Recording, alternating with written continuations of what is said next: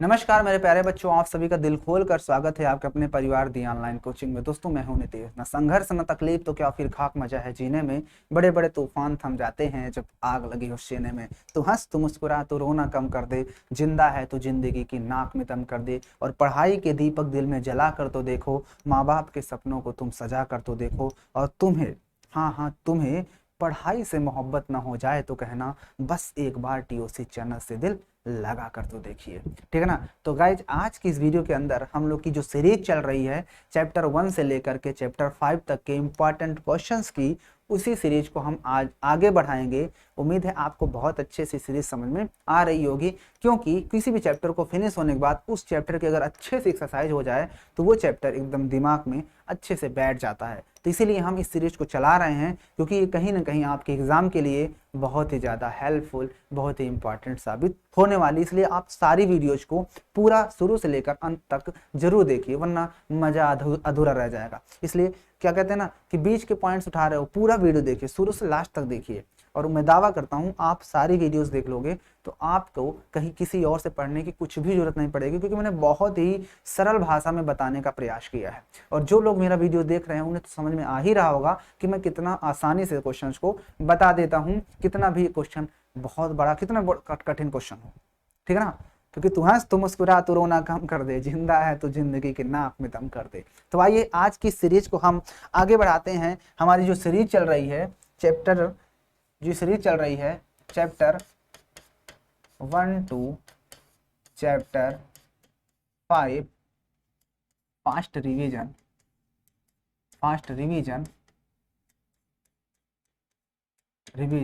इस सीरीज को हम आगे बढ़ा रहे हैं। ठीक है ना। ये है आपका क्लास 10th।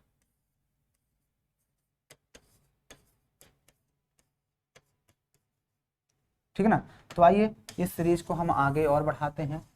ठीक है ना। ठीक है ना। बहुत ही शानदार है, बहुत ही लाजवाब चैप्टर है। ठीक है ना। तो आइए आज हम उसी के आगे चलते हैं, जहां तक हमने क्वेश्चन को कर लिए थे उसी के आगे करते हैं। ठीक है ना।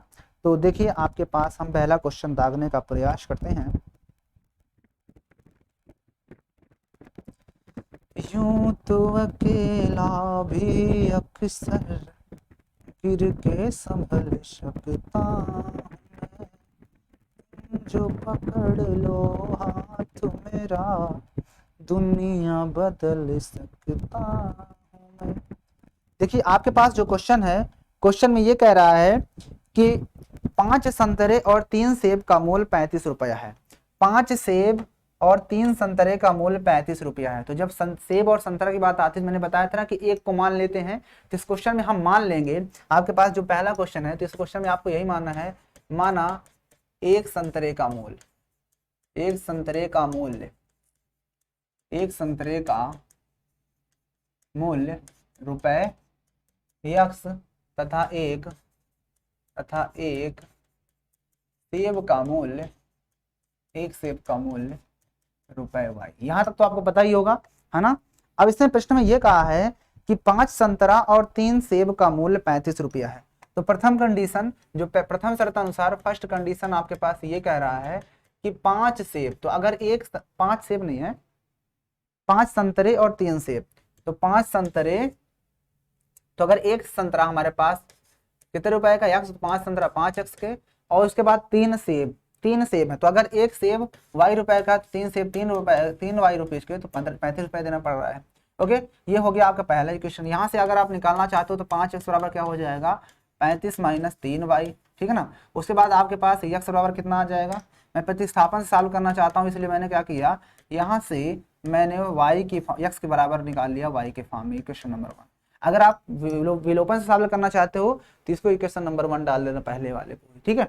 उसके बाद द्वितीय शर्त अनुसार क्या कर रहा है, देखो सेकंड कंडीशन आपके पास क्या दिया है, सेकंड कंडीशन आपके पास दिया हुआ है, क्या दिया हुआ है कि अब 2 संतरा और 4 सेब, तो 2 संतरा, अगर एक सेब कितने का है यक्स, तो 2 यक्स प्लस 4 संतरा तो 4 वाई, तो कितने रुपए देना पड़ता है, 28 रुपए देना पड़ता है। कितना, 28 रुपए देना पड़ता है, 28 रुपए। तो कोई बात नहीं, इसमें देखो 2 से डिवाइड कर दो तो क्या बचेगा, यक्स प्लस 2 दूनी 4 2 वाई और प्लस 2 14 में 28 हो गया।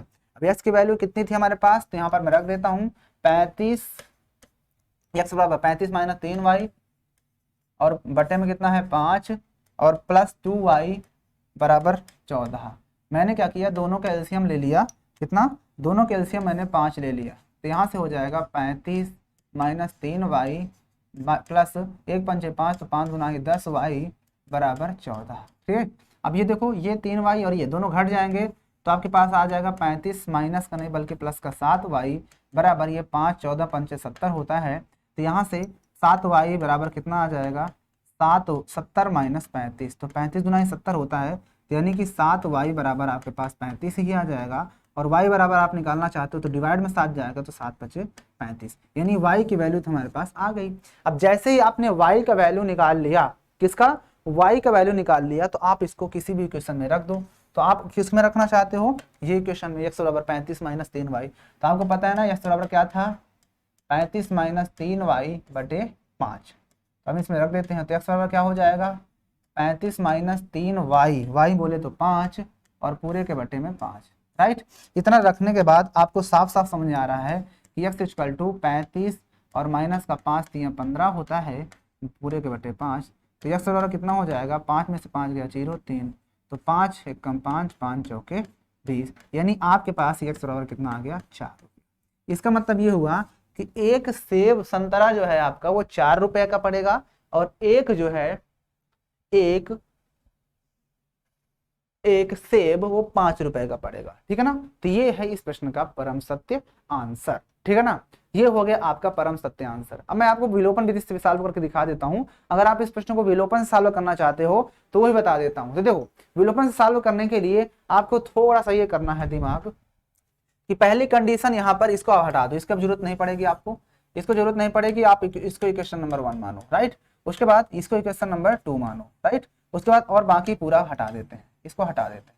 अब ध्यान समझना, इसको हटाने के बाद अब दोनों इक्वेशन को एक साथ लिख लेंगे। इक्वेशन हमारे पास एक थी 5x, इसको इधर लाना पड़ेगा भाई, तो ये 5x इसको इधर लाओ, तो प्लस का 3y और ये बराबर को 35 उधर रहने दो, इसको आप इक्वेशन नंबर फर्स्ट मानो, इसको नहीं, ठीक है ना। यहाँ तक समझा है। तो 5x इसको मैं इधर लाऊंगा, प्लस का 3y उधर 35, तो 5x प्लस 3y बराबर 35, ठीक है ना। उसके बाद दूसरा इक्वेशन ये था, क्या था, x ये प्लस 2y बराबर 14, ठीक है ना। अब क्या करना होता है कि किसी एक को हमें सेम करना होता है, तो सेम करने के लिए इसको सेम कर दूं, तो अगर इसको सेम करना चाहते हो सीधा सीधा 5 से मल्टीप्लाई कर दो, तो x वाला सेम, तो पहला तो 5x plus 3y as right है, उससे कोई मतलब नहीं, इसमें 5 से मल्टीप्लाई कर दो, तो 5x इसमें भी 5 गुना 10y हो जाएगा, और बराबर ये हो जाएगा 5 से 54 70 होता है, ठीक है ना। साइन बदल देते हैं क्योंकि हमें तो काटना है, तो कट जाएगा, यहाँ पर घटेगा तो माइनस का 7y बचेगा, बराबर यहाँ पर माइनस का 35, माइनस से माइनस कैंसिल, 7 कम 7 बचा 35, मतलब आपके पास y की वैल्यू तो 5 आ गई। जैसे ही आपको y की वैल्यू पता हो गई तो इसको आप इक्वेशन में रख दो, जब इसमें आपने रख दिया तो आपके पास x की वैल्यू 4 आ गई। इस तरह से आपके पास आंसर आ गया। अब बताइए आपको कहाँ पर दिक्कत हुआ। उम्मीद है आपको ये प्रश्न बहुत बढ़िया तरीके से समझ में आया होगा। आइए अगला क्वेश्चन जो है वो पूरा हट गया, आपको क्या करना है, इस पूरे को हटा देना है, इसी का दूसरा पार्ट चलते हैं। इस बार हमें वज्र गुणन से सॉल्व करना है। दूसरा क्वेश्चन इसी का, वज्र गुणन से, किस विधि से, वज्र गुणन से, वज्र गुणन से हल कीजिए, वज्र गुणन से हल कीजिए। तो देखिए क्वेश्चन क्या है, 2x प्लस 3y, नहीं 2x प्लस वाई बराबर 5, 2x प्लस वाई बराबर 5। तो देखिए इक्वेशन दिया है एक, 2x प्लस वाई बराबर 5 पहला, उसके बाद दूसरा दिया हुआ है, तो मुझे पता है ना इसको इधर लाना पड़ता है, तो ये हो जाएगा आपका 2x प्लस वाई माइनस 5 बराबर 0, क्योंकि पता है जब भी हम वज्र सॉल्व करते हैं तो इसी को भी इधर होना चाहता है। उसके बाद है 3x प्लस 2y, अगला दिया हुआ है 3x प्लस 2y बराबर 8 है, 8 को इधर ले आओ, तो क्या हो जाएगा 3x प्लस 2y माइनस का 8 बराबर 0। ये आप इक्वेशन 1 डाल दो, ये इक्वेशन 2। हमें पता है ना वज्र गुणन के लिए हमें फार्मूला पता होना चाहिए, क्या होता है वज्र गुणन का, x लिखते हैं और अपान लगाते हैं, यहाँ पर bc minus bc equal to, यहाँ से y अपान लिखते हैं ca माइनस ca, फिर इक्वल टू यहाँ पर लिखते हैं 1, क्या लिखते हैं 1 अपान क्या करते हैं ab माइनस ab, फिर मैंने बताया था यहाँ पे 1 2 2 1 1 2 2 1 1 2 2 1 ऐसे लगा देते हैं। अब बात आती है कि पहले कंडीशन से हमें ए और बी की सी की वैल्यू यहाँ से निकलेगा ए, तो a1 आपके पास कितना हो जाएगा 2, b1 कितना होगा, जब आप a1x plus b1 y plus c1 से जब कंपेयर करते हो बराबर 0 से, तो a1 बराबर 2, b1 बराबर 1 और c1 बराबर आपको मिलेगा माइनस का 5। यहाँ से आप देखोगे तो a2 बराबर आपको मिलेगा 3, क्या मिलेगा 3 और b2 बराबर क्या मिलेगा 2 मिलेगा और c2 बराबर आपके पास मिलेगा -8। बस रख दो इसमें। तो आप जब इसमें रखते हो वैल्यू तो x बराबर कितना पता है आपको, x तो निकालना ही है बटा b1 कितना है, तो देखो b1 है हमारे पास 1, तो 1 इंटू c2 कितना है, तो c2 आपके पास है -8, फिर है माइनस का b2 कितना दिया हुआ है 2, तो 2 रख दिया इंटू c1, तो c1 कितना है, c1 है -5, तो ये हो गया -5 बराबर y अपान यहाँ से c1 कितना है, तो c1 है -5, तो ये हो गया -5 इंटू a2 कितना है, तो a2 है 3, ये मैंने 3 रख दिया, फिर माइनस c2 कितना है, तो c2 है -8, तो ये मैंने -8 ब्रैकेट में रख दिया और इसके बाद इंटू a1 कितना है, a1 है हमारे पास 2, ये मैंने 2 रख दिया, राइट, इक्वल टू ये 1 अपान देखो a1 कितना है, तो a1 हमारे पास है 2, राइट, देखो यहाँ से 2, तो मैंने 2 रख दिया इंटू b2 कितना है, तो b2 देखो कहाँ से ये 2 है 2, तो पहले वैल्यू आप अच्छे से निकाल लो तभी, नहीं तो गलत हो जाएगा। उसके बाद डायरेक्ट रखने की कोशिश कभी मत करना, ठीक है ना, आप डायरेक्ट रखने की कोशिश मत करना वरना आंसर आपका गलत हो जाएगा। आप सोचो यहाँ से हम डायरेक्ट b1 निकाल लें, यहाँ से डायरेक्ट b2, तो गलत हो जाएगा, इसलिए आप a1 b1 c1 a2 b2 c2 पहले आप इस तरह से निकाल लीजिए। ओके ओके, अब हमको रखना है a2, यहाँ पर रखना है a2, तो a2 कितना है, तो a2 आपको मिलेगा 3, तो हमने ये 3 रख दिया इंटू b2 रखना है, सॉरी b1, तो b1 है हमारे पास 1, तो हमने ये 1 रख दिया, ठीक है ना। अब इतना रखने के बाद आप क्या करोगे, x अपान यहाँ पे 8 1 का मान तो -8, यहाँ पे माइनस माइनस प्लस का 5 दूना 10 हो जाएगा बराबर, यहाँ से y अपान 5 3 15 माइनस का 15 हो जाएगा और ये माइनस माइनस प्लस 8 दूनी 16 हो जाएगा बराबर 1 अपान 2 दूनी 4 हो जाएगा और माइनस का 3 1 कम 3।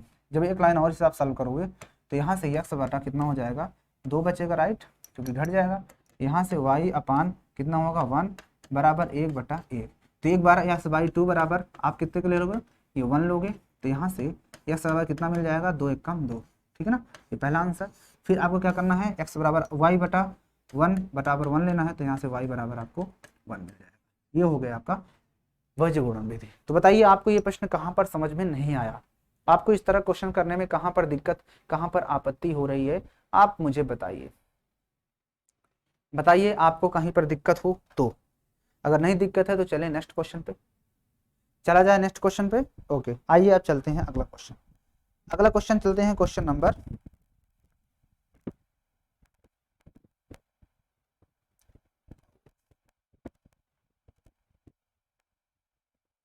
अगला क्वेश्चन कहता है ए और बी के किन मानों के लिए निम्नलिखित रैखिक समीकरण के युग्म अपरिमित रूप से अनेक हल होंगे। तो मुझे बताओ कि अगर किसी भी दो रेखाओं के अपरिमित रूप से अनेक हल होते हैं तो वो कौन सी कंडीशन होती है, तो आप कहोगे sir ji a1/a2 equal to b1/b2 equal to c1/c2, और अगर a1/a2 is not equal to b1/b2 तो वो प्रतिच्छेदित करते हैं, उस सिचुएशन में सिर्फ एक ही हल निकलता है। और अगर a1/a2 is equal to b1/e2 but not equal to c1/c2 तो वो कंडीशन जो बनती है वो होती है आपकी समांतर की। और जब समांतर रेखाएं हो जाती हैं तो उसका कोई हल ही नहीं निकलता, क्योंकि वो दोनों रेखाएं एक दूसरे से दूरी समान दूरी पर जाती रहती हैं, तो जब कट ही नहीं करेंगे तो हमारा हल निकलेगा ही नहीं, राइट। ओके, तो आइए अगला क्वेश्चन को करने का अभ्यास करते हैं।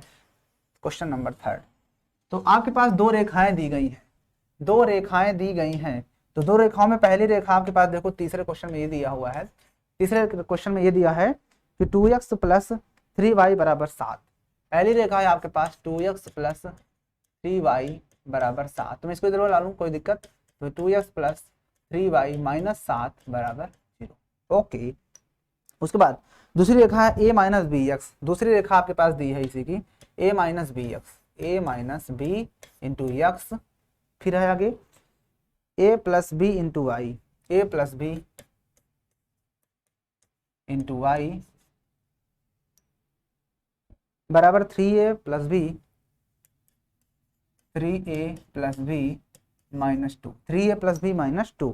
ओके, बस इतना ही क्वेश्चन दिया है और हमें क्या करना है, a और b की वैल्यू निकालना है। a कितना होगा ये बताना है और b कितना होगा ये बताना है। ए और बी की वैल्यू निकालना है, लेकिन एक चीज आपको इस प्रश्न में जरूर दिया हुआ है, इस प्रश्न में ये दिया है कि दोनों रेखाओं के अपरिमित रूप से अनेक हल हैं। मतलब हमें ये पता हो गया कि इसकी कंडीशन जो है वो ये होने वाली है, लेकिन उससे पहले आप इससे पहली वाली रेखा से a1 निकाल लीजिए। तो पहली वाली रेखा से हम a1 निकाल सकते हैं। तो पहली वाली रेखा से देखो a1 कितना मिलेगा, तो a1 मिलेगा 2, और b1 कितना मिलेगा, तो b1 मिलेगा 3, और c1 कितना मिलेगा, -7। दूसरी वाली रेखा से a2 निकालोगे तो क्या मिलेगा, a माइनस बी, b2 निकालोगे तो a प्लस बी, और c2 निकालोगे तो c2 के लिए थोड़ा सा जगह चाहिए। एक काम करते हैं, अब जब c2 ही निकालना ही है तो यहाँ पर तो a minus B into X ही रहेगा, प्लस ये आपका a plus B into Y ही रहेगा। इसको इधर बुला लो तो माइनस का 3a, ये भी इधर आएगा तो माइनस का b, लेकिन ये इधर आएगा तो प्लस का 2 बराबर 0। तो आपका ये पूरा c होगा। तो आपके पास देखो ध्यान से c कितना आ जाएगा, c2 आपके पास हो जाएगा माइनस का 3a और माइनस का b और प्लस का 2, ये हुआ। अब ध्यान से देखो यहाँ तक आपको कोई दिक्कत बताओ। हमारे पास a1 आपको मिल गया, a1 b1 c1 -7, a2 a minus 3 a minus B, b2 a plus B, और c2 ये पूरा हो जाएगा, यानी इधर बुलाए तो माइनस का 3a, b इधर आएगा तो माइनस का b, 2 इधर आएगा तो प्लस का 2। ठीक है। अब इसके बाद क्वेश्चन में ये दिया था अपरिमित रूप से, चूंकि रेखाओं के अपरिमित रूप से अनेक हल, यहाँ पे लिखेंगे चूंकि रेखाओं के अनेक हल है, अतः अब अगर अनेक हल हैं तो इसके आपको कंडीशन तो पता होनी चाहिए कि a1 अपान a2 ये इक्वल होगा आपका b1 अपान b2 बराबर c1 अपान c2 के। मुझे बताओ ये बात समझ आई कि नहीं, a1 upon a2 equal to b1 upon b2 equal to c1 upon c2, यही तो होता है ना अगर तीनों रेखाएं संपाती जिसे बोलते हैं। तो बस रख दो इसमें, a1 आपके पास कितना है, 2 है, तो हम यहाँ पर a1 की जगह पर 2 रख दिए, और अपान में a2 आपके पास कितना दिया है, तो a2 आपके पास दिया है a माइनस बी, तो ये मैंने a माइनस बी रख दिया। फिर बराबर b1 आपके पास कितना दिया है, तो b1 है आपके पास 3, तो ये मैंने 3 रख दिया, और अपान में b2 आपके पास कितना दिया था, तो b2 है a प्लस बी, तो मैंने a प्लस बी रख दिया। बराबर c1 आपके पास कितना दिया है, तो c1 आपके पास दिया हुआ है -7, तो ये मैंने -7 रख दिया, और अपान में c2 आपके पास कितना दिया है, माइनस का 3a माइनस का b, -3a माइनस का b और प्लस का 2। बताओ यहां तक कोई दिक्कत हुआ क्या, मैंने मान सिर्फ रख दिया जो मैंने निकाला। ठीक है, ओके। अब इसके आगे का कंडीशन अब शुरू होता है, क्वेश्चन थोड़ा सा बड़ा जाएगा बस। तो यहाँ पर देखो एक बार हम ये बराबर ये लेंगे, एक बार ये बराबर ये लेंगे, तो यहाँ पर लिखेंगे 2 upon a minus B equal to minus का 7 अपान माइनस का 3a माइनस का b प्लस का 2। ठीक है ना, तो क्रॉस मल्टीप्लिकेशन करवा दो, तो यहाँ पर हो जाएगा आपके पास 7a माइनस का 7b, नहीं माइनस माइनस प्लस का 7b इक्वल टू 2a, तो माइनस का 6 2 जा 6a, और यहाँ पर माइनस का 2b हो जाएगा, और प्लस का 2 2 जा 4। राइट, अब क्या करते हैं 7a 7b, इसका जोड़ीदार इधर है तो 7a इधर रहने दो, 6a इधर आएगा तो प्लस का 6a हो जाएगा। ठीक है ना, ये प्लस का 7b है, ये इधर आएगा तो प्लस का 2b हो जाएगा बराबर 4। देखो 7 और 6 13a हो जाएगा, और ये दोनों 7 2 9b हो जाएंगे बराबर 4। कोई दिक्कत, इसको आप इक्वेशन नंबर 1 मान लो। अब उसके बाद दूसरी कंडीशन यहाँ से बनेगी आपकी कि 3 अपान a प्लस बी बराबर माइनस का 7 अपान माइनस का 3a माइनस का b प्लस का 2। तो इसको मल्टीप्लाई करोगे तो माइनस का 7a फिर माइनस का 7b हो जाएगा बराबर यहाँ पर माइनस का 3 3 का 9a फिर माइनस का 3b हो जाएगा और प्लस का 3 दूना 6। ठीक है ना, तो ये माइनस का 7a है, इसका जोड़ीदार इसको इधर लाओगे तो प्लस का 9a हो जाएगा। फिर ये प्लस का माइनस का 7b है, इसको इधर लाओगे तो प्लस का 3b बराबर उधर आपका 6 बचेगा। ये दोनों घट जाएंगे तो प्लस का कितना आएगा 2a, और यहाँ पर ये घट जाएगा तो माइनस का 4b बराबर 6। मैं दोनों a से डिवाइड करवा दूँ क्या, चलो a से डिवाइड करवा दो, तो यहाँ पर आपके पास आ जाएगा a माइनस 2 2 जा 4 बराबर 2 3 जा 6। Equation number 2। आप क्वेश्चन को यहाँ तक फटाक से नोट कीजिए, क्वेश्चन बड़ा है, आप यहाँ तक नोट कर लीजिए इसको, आप यहाँ तक क्वेश्चन को नोट कर लीजिए, पहले नोट कर लिए क्वेश्चन को, क्या आपने यहाँ तक नोट कर लिया। अब इतना नोट करने के बाद आगे का प्रोसेस मैं फिर से करने वाला हूँ, क्योंकि क्वेश्चन थोड़ा सा बड़ा जाने वाला है, इसलिए मैं अब इस सबको हटा ही देता हूँ, इतना हटाता हूँ। ध्यान से देखना, हमारे पास दो कंडीशन आई, एक तो हमारे पास ये वाला आया क्या 13a और प्लस 9b बराबर 4, और एक आया है हमारे पास वहां से a माइनस 2b बराबर 3। एक काम करते हैं, इसमें 13 से मल्टीप्लाई करवा देते हैं तो ये दोनों बराबर हो जाएंगे। जब इसमें 13 से मल्टीप्लिकेशन करवाएंगे तो आपके पास दो कंडीशन आएंगी, एक तो आपके पास ये 13a माइनस का 9b बराबर 4 है, इसमें 13 से मल्टीप्लाई करवा दो 13a हो जाएगा और माइनस 13 दूना 26b हो जाएगा बराबर 13 3 39 हो जाएगा। ठीक है ना। अब ये हो जाएगा माइनस, ये हो जाएगा प्लस, ये हो जाएगा माइनस, कट जाएगा, घट जाएगा तो कितना आएगा 16 में से 9 7 16 17 बचेगा। यहाँ पर घटाओगे 4 तो 35 आएगा, 35 आएगा।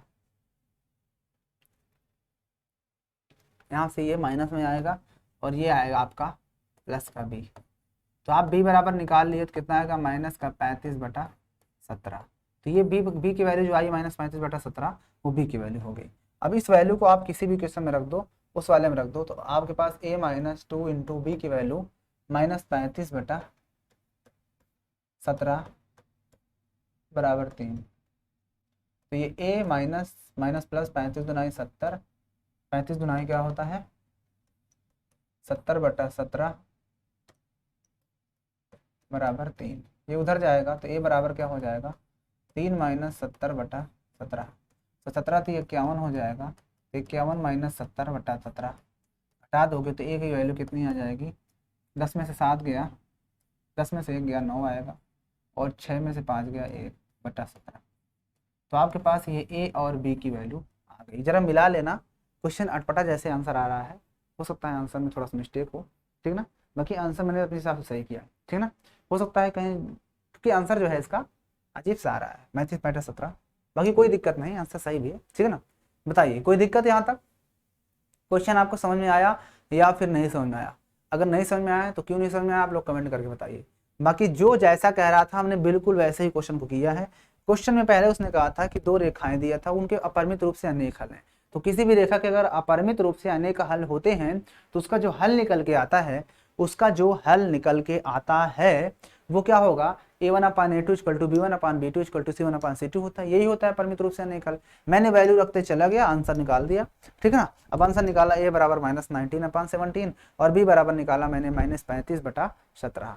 अब आप लोग मुझे ये बताओ कि आपको ये क्वेश्चन समझ में आया या नहीं समझ में आया, ठीक है ना। चलिए आते हैं अगला क्वेश्चन पे। अगला क्वेश्चन देखते हैं क्या कह रहा है। अरे मर जाओ मिट जाओ मर जाओ। आइए अगला क्वेश्चन देखो क्या कह रहा है।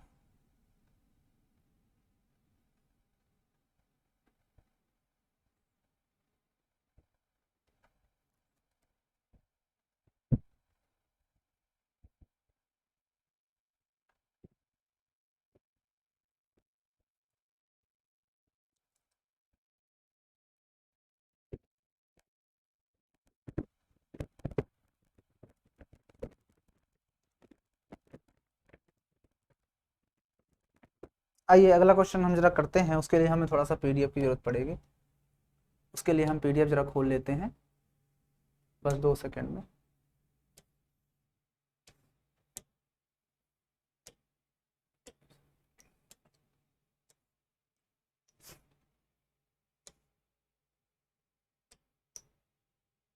चलिए देखिए अगला क्वेश्चन जो आपके पास है वो क्वेश्चन का ये है, क्वेश्चन आपके पास ये वाला क्वेश्चन है। कहता है दो संपूरक कोण में बड़ा कोण छोटे कोण से 18 डिग्री अधिक है। अगला क्वेश्चन आपके पास ये क्वेश्चन है, दो संपूरक कोणों में बड़ा कोण छोटे कोण से 18 डिग्री अधिक है तो उन्हें ज्ञात कीजिए। तो बहुत ही आसान है, दो संपूरक कोणों का योग आपको पता है 180 डिग्री होता है। तो मान लेंगे एक बड़ा कोण, मान लो बड़ा कोण, मान लेंगे बड़ा कोण आपके पास क्या है, माना बड़ा कोण, माना बड़ा कोण, बड़ा कोण बराबर x डिग्री और छोटा कोण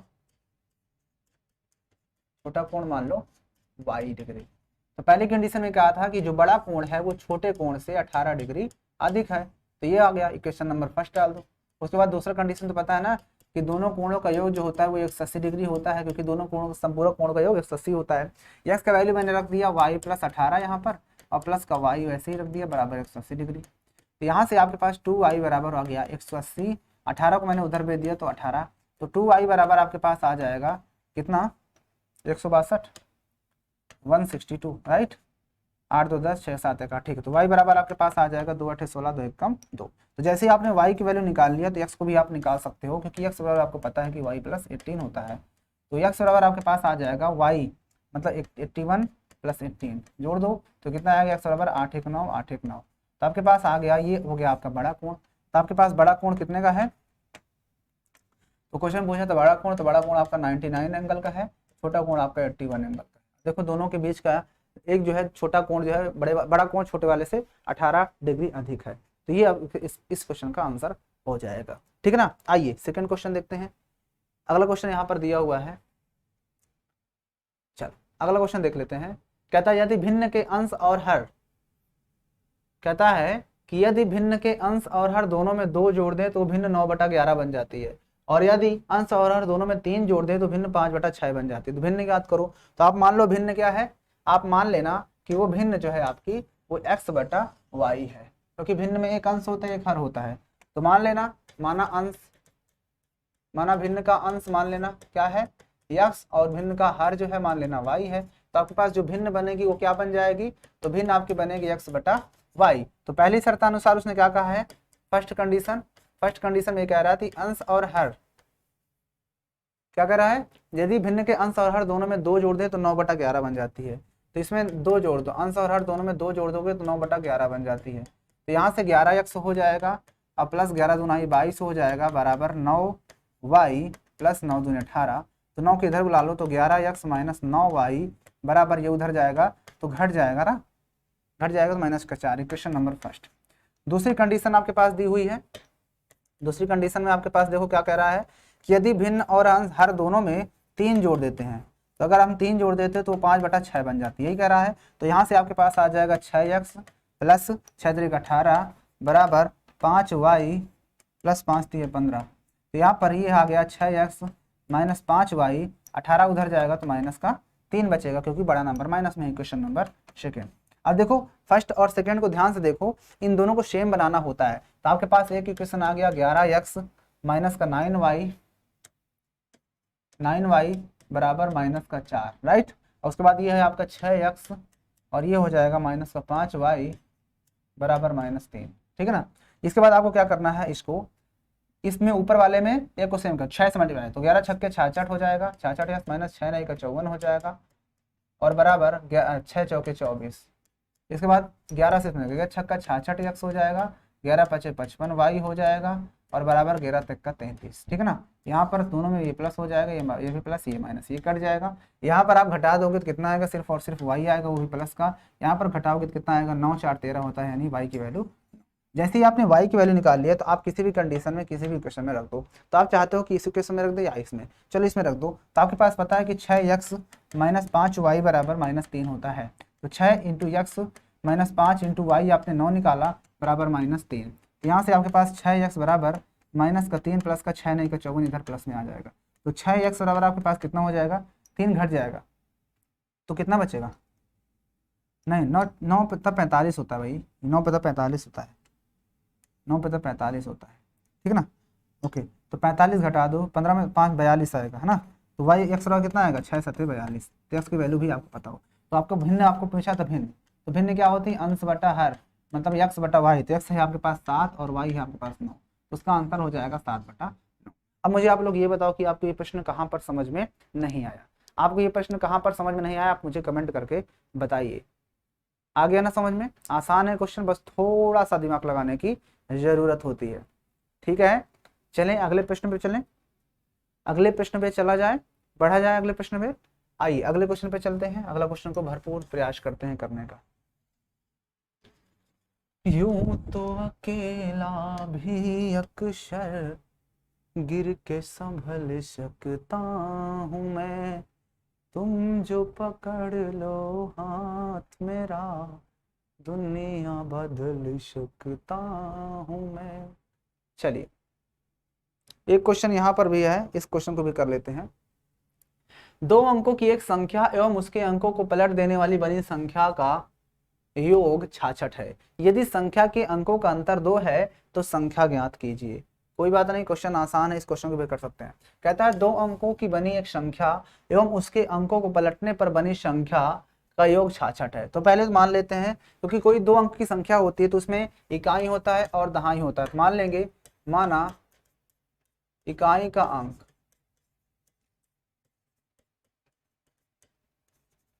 बराबर x तथा दहाई का अंक बराबर y। तो हमारे पास संख्या क्या बनेगी? तो संख्या आपके पास जो बनेगी वो क्या होगी? पहले 10y धन x, क्योंकि हमें पता है अगर 35 है तो मुझे इस संख्या में 10 और दहाई के अंक को मल्टीप्लाई करके इकाई का अंक ऐड कर दो, तो कोई दिक्कत है क्या? दहाई का अंक मैंने मल्टीप्लाई करके इकाई के अंक को ऐड कर दी, तो वही कहा यहाँ पर भी 10 में मैंने दहाई का अंक मल्टीप्लाई करके इकाई का अंक ऐड कर दिया। Okay okay. उसके बाद अब संख्या को पलटने पर, संख्या के अंकों को पलटने पर, अंकों को पलटने पर बनी संख्या, बनी संख्या। तो अंकों को पलट दोगे तो जाहिर सी बात है क्या बन जाएगा? 10x धन y, क्योंकि ये यहाँ आ जाएगी यहाँ, तो 10x धन y, तब उस सिचुएशन में दहाई हमारा x बन जाएगा, राइट। अब प्रथम शर्तानुसार, तो यहाँ पर लिखेंगे शर्तानुसार, शर्तानुसार या प्रथम शर्तानुसार क्या कह रहा है?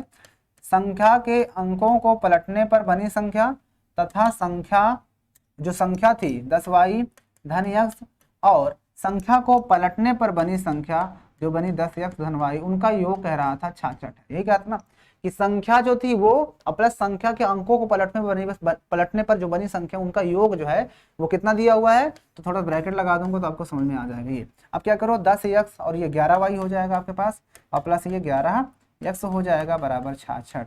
11 कामन ले लो तो x प्लस वाई बराबर आपके पास 11 छक्के 66, क्वेश्चन नंबर 1। द्वितीय शर्तानुसार उसने क्या कहा था? द्वितीय कंडीशन में उसने कहा था कि उन संख्याओं का अंतर, तो संख्याओं का अंतर आपके पास पता है, संख्याओं का अंतर कह रहा था कितना है? 6 है, 2 है, कहता ना संख्याओं का अंतर 2 है, तो संख्याओं का अंतर भी यहाँ पर 2 दिया है, ठीक है ना। अब क्या करो, इन दोनों क्वेश्चन को आप विलोपन विधि से सॉल्व कर लो, तो ये माइनस हो जाएगा, ये प्लस, ये माइनस, ये कट जाएगा, राइट। तो यहाँ से आ जाएगा 2y बराबर 6 2, 6 में से 2 गया 8, तो यहाँ से 2y बराबर कितना आ जाएगा? 6 में से 2 गया 4, तो y बराबर 2 दूनी 4। तो जैसे आपने y निकाल लिया तो y की वैल्यू किसी भी क्वेश्चन में रख दो, x प्लस वाई में रख दो, x प्लस वाई बराबर 2 बराबर 6, तो x बराबर कितना हो जाएगा? 6 माइनस 2, x बराबर 4, राइट। तो संख्या पूछा तो आपके पास संख्या क्या हो जाएगी?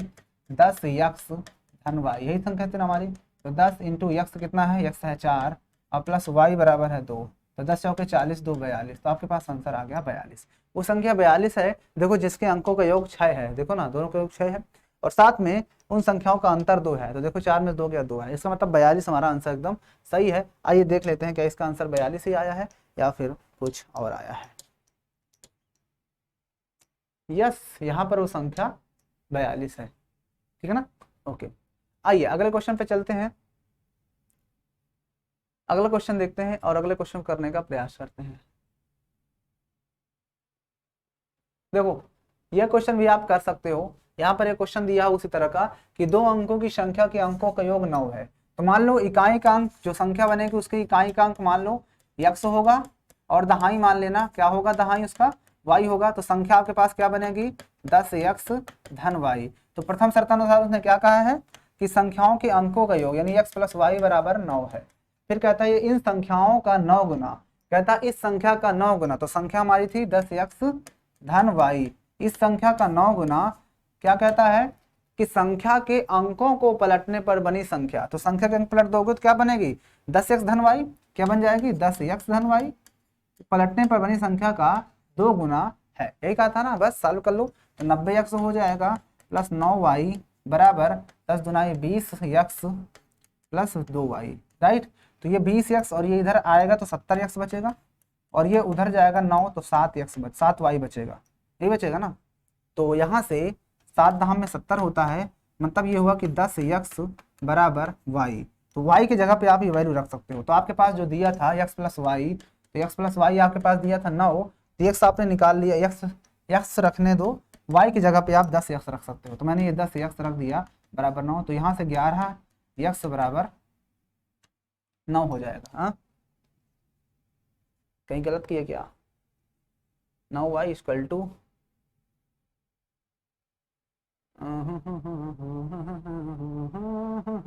यहाँ माइनस में आएगा, नहीं आएगा माइनस में, यहाँ पर माइनस में आएगा ना, क्योंकि देखो ना ध्यान से, ये 9y उधर जाएगा तो 7y के साथ घटेगा -7y, तो y बराबर नहीं बल्कि -y बराबर इतना, तो यहाँ से माइनस का 10x आएगा y बराबर, तो y बराबर -10x रखेंगे, यहाँ पर -10x रखना है, यहाँ पर रखेंगे -10, तो घटा दो तो माइनस का 9x आएगा बराबर ये, तो x बराबर कितना होगा, 9 एक कम तो -1। अब जो संख्या होती है, संख्या जो होती है वो तो माइनस में हो नहीं सकती, इसलिए x की वैल्यू जो होगी आपकी पहली बात तो वो 1 हो जाएगी। उसके बाद उसने कहा था कि वो संख्या ज्ञात करो, तो x जब आपको पता तो y निकाल सकते हो, y निकालने के लिए इस x की वैल्यू को इसमें रख देते हैं, तो अगर आप y की वैल्यू को निकालने के लिए इसमें रखो y बराबर -10x, तो y बराबर है आपके पास माइनस का 10x, तो 10 इंटू एक्स बराबर कितना रखोगे 1, तो कितना आएगा -10 एक कम 10, तो यहाँ पर -10 मतलब 10 ही माना जाएगा, क्योंकि संख्या जो होती है माइनस में हो नहीं सकती, इसलिए माइनस का 10 और ये, तो संख्या हमारी क्या हो जाएगी, तो संख्या हमारी यहाँ से 10x, x कितना है 1 प्लस y कितना है, y है आपके पास 10, तो 10 से कम 10 10 20, तो संख्या 20 है। जरा देख लेते हैं आंसर की प्राप्ति हो रही है नहीं, 2 अंकों की बनी संख्या का योग 9 है, तो 9 कहाँ आ रहा है इसमें 9 कहाँ आ रहा है, इसका मतलब कोई बात नहीं, हम -1 ही ले रहे हैं यहाँ पर, चलो ये -1, तो अगर इसमें आप -1 रखोगे तो प्लस का 10 ही आ जाएगा, ये प्लस का 10, तो माइनस का 1 उसको लेते हैं, इसको प्लस का 10, तो यहाँ पर रखते हैं फिर से, तो यहाँ पर 10 इंटू माइनस का 1 रखो और प्लस का y कितना है 10, तो माइनस का 10 प्लस 10 बराबर 0 हो रहा है। अरे कहीं गड़बड़ कर दिए क्वेश्चन को, लगता है प्लस y, संख्या का 9 गुना, तो 10 9 90x 9y बराबर, संख्या को पलटने पर बनी संख्या का 2 गुना, तो 10x, अरे यहाँ पर संख्या तो हमने पलटा ही नहीं, यहाँ पर हमने संख्या को पलटा ही नहीं, अरे बाप रे, यहाँ पर हमने क्वेश्चन को पलटा ही नहीं, तो कहाँ से आंसर आया भैया, देखो फिर से देखो इस क्वेश्चन को पूरा, यहाँ पर हमने संख्या को पलटा ही नहीं, तो यहाँ पर 2 गुना है संख्या को पलटने पर, तो 10y धन x बनेगा ये, तो यहाँ से कितना हो जाएगा 90x प्लस 9y बराबर ये 20y प्लस 2x होगा, ये 20y इधर आएगा, या 9 को उधर ले जाओ और ये इधर आएगा, तो घटेगा तो कितना बचेगा 11x, राइट, और ये उधर जाएगा तो 11y बचेगा, तो 11 11 कैंसिल, मतलब x बराबर y ही आया, जब x बराबर y आया तो x की जगह में y रख दो इसमें, तो y प्लस y बराबर 9, तो 2y बराबर 9/2, y बराबर 9/2 आएगा, y बराबर 9/2 आ रहा है।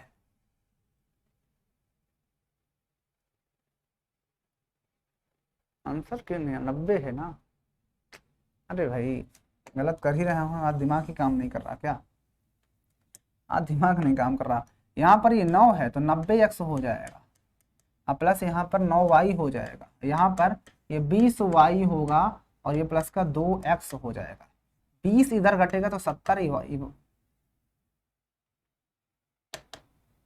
20x, ये 2 घटेगा तो 88x होगा, बराबर ये उधर जाएगा तो 11y आएगा, तो 11×8 = 88, यानी 8x बराबर आपका y होगा, जब 8x बराबर y हुआ तो इसको इसमें रखो, तो यहाँ पर जब इस वैल्यू को रखते हो यहाँ पर, तो आपके पास आंसर कितना आएगा, देखो ध्यान से, x y बराबर रख दो 8x, तो 8x तो है ही, प्लस y बराबर हुई 8x बराबर 9, तो 9x बराबर 9, तो यहाँ से x बराबर कितना आया, x बराबर 1 आया, जब x बराबर 1 आया तो इसमें रख दो y बराबर क्या है 8x, मतलब y बराबर 8 गुणते 1, तो y बराबर 8 आया, जब y आया तो संख्या आप निकाल लो, तो संख्या आप निकालोगे तो यहाँ पर रख दो संख्या के लिए, संख्या जब निकालोगे आप तो 10 इंटू x बराबर 1 प्लस y बराबर 8, 10 एक 18 संख्या, देखो ना आप संख्याओं का योग 8 है, संख्याओं में इसका 9 गुना 9 दूनी 18 और उसका 9 9 81 हो जाएगा, ठीक है ना, अब जाके आंसर सही हुआ, बाप रे ऐसे क्वेश्चन गलत होता रहता है कभी कभी, ठीक है ना। आइए अगले क्वेश्चन पे चलते हैं,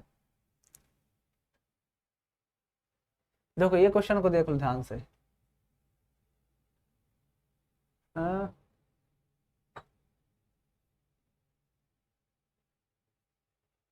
देखो ये क्वेश्चन है आपके पास, कहता है कि किराए की पुस्तकें देने के लिए पुस्तकालय प्रथम 3 दिनों का नियत किराया रखता है तथा उसके बाद प्रतिदिन का अतिरिक्त किराया लेता है। सरिता ने 7 दिनों तक पुस्तक पढ़ने के लिए 27 रुपये अदा किए, जबकि सुशी ने पढ़ने के लिए पुस्तक को 5 दिनों तक पढ़ा और 21 रुपया दिया। तो किराया तथा अतिरिक्त किराया बताओ। तो इस तरह क्वेश्चन को हम लोग किए थे टैक्सी वाला। तो इस तरह क्वेश्चन को करने के लिए ध्यान से समझना, इस तरह के क्वेश्चन को करने के लिए ध्यान से समझना। हम क्या करेंगे इस क्वेश्चन में, माना नियत किराया बराबर यक्स प्रतिदिन का किराया। आप लोग प्रतिदिन किराया मान लेना। प्रतिदिन का किराया क्या मान लोगे, तो प्रतिदिन का किराया वाई। तो उसने कहा था कि जब पढ़ते हैं तो x रुपये लगता ही है। कितने दिन का, 3 दिन का फिक्स है। और पढ़ा कितने दिन है, सरिता ने 7 दिन पढ़ा है। तो 7 दिन में से 3 दिन का फिक्स है जिसका x रुपये लगना है, और 7 के बाद 4 दिन बचता है, तो 4 दिन का उसे प्रतिदिन के हिसाब से देना पड़ेगा। 4 दिन का उसको कितना देना पड़ेगा, 4 वाई रुपए। तब जाकर उसने कितने रुपए अदा किए, तब जाकर उसने 27 रुपया अदा किए। कितने रुपए, 27 रुपया। तो ये हो गया पहला कंडीशन, ये फर्स्ट कंडीशन के हिसाब से। सेकंड कंडीशन के क्या कह रहा है, अब जो है सुशी ने कितने दिन तक पढ़ा, उसने कहा 5 दिन तक इसने पढ़ा। तो 3 दिन का तो फिक्स है, 3 दिन का तो उसे 100 रुपया लगेगा। बचा कितने दिन, 2 दिन बचा। तो 2 दिन का उसने 2 वाई रुपया दिया होगा, तभी जाकर उसने 21 रुपया। अब दोनों कंडीशन को सॉल्व कर लेते हैं। तो यक्स प्लस 4y बराबर 27 दिया है, और यक्स प्लस 2y बराबर आपके पास 21 दिया है। दोनों को हम घटा देते हैं। घटाने पर क्या होगा, ये माइनस ये माइनस ये माइनस ये कट जाएगा, ये घट जाएगा तो 2y बचेगा। यहाँ से घटेगा तो 7 में से 1 गया 6 बचेगा, राइट।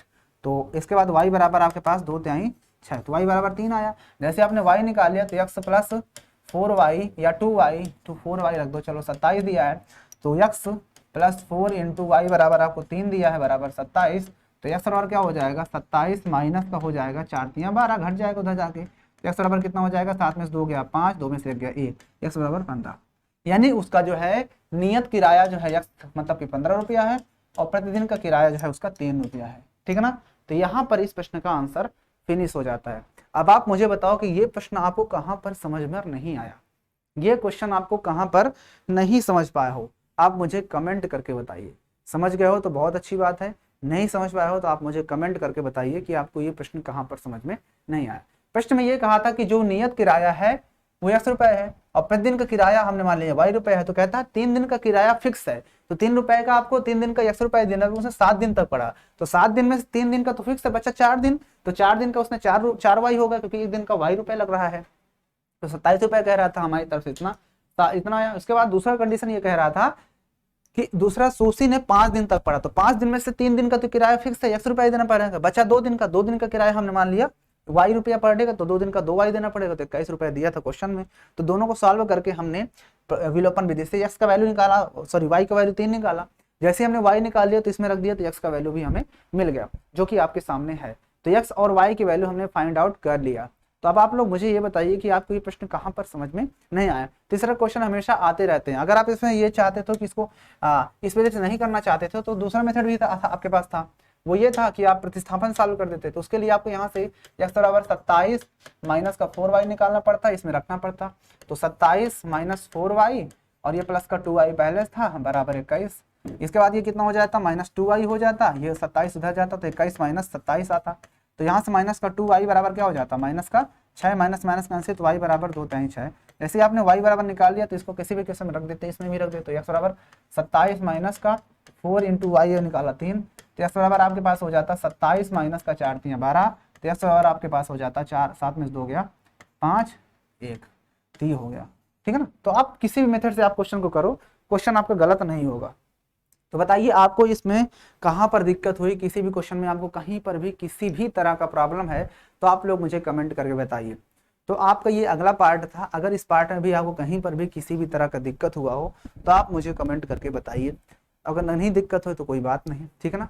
तो आपकी इस वीडियो को हम यहीं पर फिनिश करेंगे। किसी भी तरह का चेंजमेंट हो, कहीं पर भी किसी भी तरह का आपको समझ में ना आया हो तो आप जरूर कमेंट करके अपनी बातों को हमें बताया करिए, ठीक है ना। तभी ये आपका पार्ट कौन सा था, 3rd या 4th जो भी रहा हो वो पार्ट हो जाएगा। इसके बाद के जो पार्ट्स हैं उसको हम ये नेक्स्ट वीडियो में कवर अप करेंगे, ठीक है ना। क्योंकि अभी वज्र गुणन विधि अगले एक्सरसाइज में हम लोग करेंगे, तभी ये पार्ट चलते रहेंगे जब तक कि चैप्टर 5 तक के पार्ट खत्म नहीं हो जाएंगे।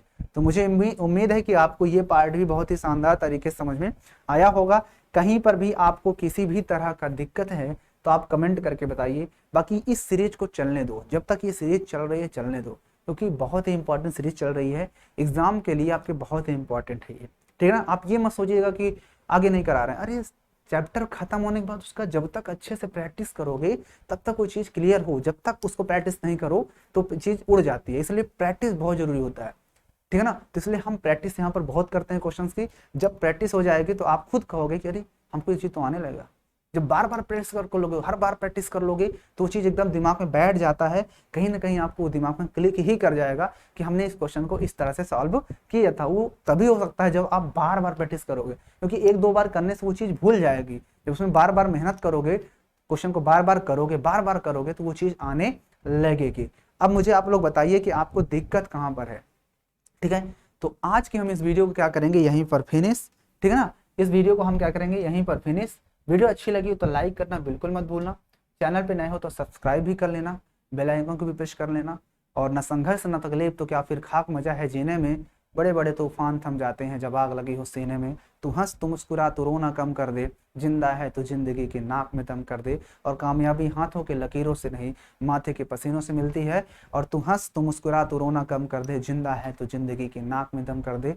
हार हार हार आखिर कब तक हार, एक दिन हम इस हार को इतना हरा देंगे कि यही हार हमारे गले का हार बन जाएगा। अरे ना हार होनी चाहिए न थकान आनी चाहिए, जीत के लिए निकले हो तो बस जीत होनी चाहिए। और मेहनत इतने शिद्दत और ईमानदारी के साथ करो कि हार को भी हार से शर्म आनी चाहिए। और एक बात और है कि आशा चाहे कितनी भी छोटी क्यों ना हो, निराशा से तो बेहतर होती है। इसलिए हमेशा मायूस मत होना जिंदगी से, क्योंकि जिंदगी कभी भी किसी भी वक्त तेरा नाम बन सकता है।